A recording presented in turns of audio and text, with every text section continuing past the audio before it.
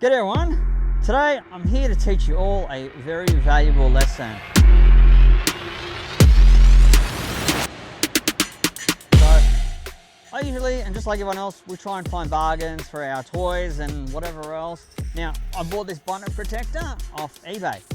Now, and I said to myself after I put the last one on the NW 2014 Pajero that I wasn't going to buy another one off eBay. I was going to get a genuine one. And lo and behold, what I do, I succumb to buying one purely because it was half the price and I got a little bit extra off for being an eBay Plus member. So anyway, here I am teaching you all my valuable lesson. Now this one here, it fits perfect here on these four, but on the side, which I'll show you over here. So if you can just come here and have a look at this. So these little brackets here, they just pop out. They don't go on. I've tried even using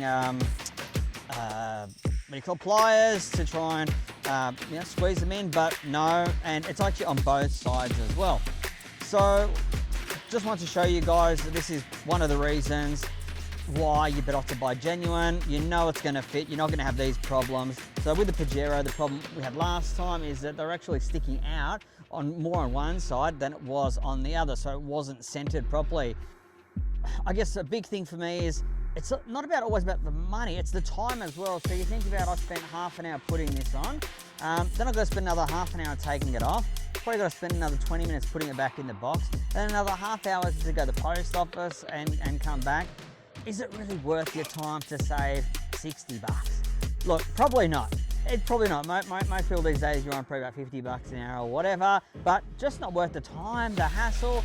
Look, same as our the weather shields, I went and stuck with Toyota. I have tried some aftermarket ones, and there are some good ones out there. Not to say that everything is rubbish on eBay, it's not.